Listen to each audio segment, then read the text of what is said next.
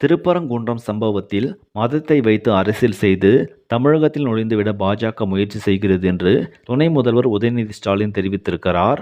விழுப்புரம் மாவட்டம் விக்கிரவாண்டி அடுத்த சிந்தாமணியில் கருணாநிதியின் சிலை திறப்பு விழா நேற்று நடைபெற்றது.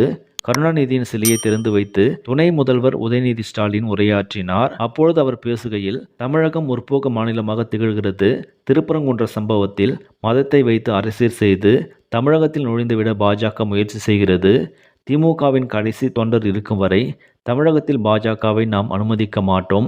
தமிழக மக்களும் அனுமதிக்க மாட்டார்கள். தமிழகத்தில் காலை உணவு திட்டம், புதுமை பெண் திட்டம், தமிழ் புதல்வன் திட்டம், கலைஞர் மகளிர் உரிமை தொகை போன்ற எண்ணற்ற திட்டங்களை முதல்வர் ஸ்டாலின் செயல்படுத்தி வருகிறார். தமிழகத்தில் கடந்த 2.5 ஆண்டுகளாக 1.15 கோடி மகளிருக்கு மாதம் 1000 ரூபாய் முதல்வர் ஸ்டாலின் வழங்கி வருகிறார்.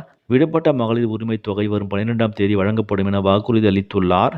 பல்வேறு திட்டங்களை செயல்படுத்தி இந்தியாவிலேயே நம்பர் 1 மாநிலமாக தமிழகம், நம்பர் 1 முதல்வராக ஸ்டாலினும் திகழ்ந்து கொண்டிருக்கிறார்கள். முதல்வருக்கு அடுத்த தேர்தலில் வெற்றி வாய்ப்பு கொடுப்பதற்கு மக்கள் தயாராகிவிட்டனர். இந்த வெற்றி வாய்ப்பை திமுகவினர் உறுதி செய்ய வேண்டும். அடுத்த 3 மாதங்களில் தேர்தல் வர உள்ளது.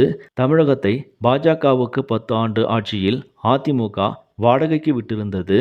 இந்த தேர்தலில் அதிமுகவை தமிழகத்தில் அனுமதித்து விட்டீர்கள் என்றால் பாஜகவுக்கு தமிழகத்தை அதிமுக விற்றுவிடும். பாஜக அடிமையாக அதிமுக உள்ளது.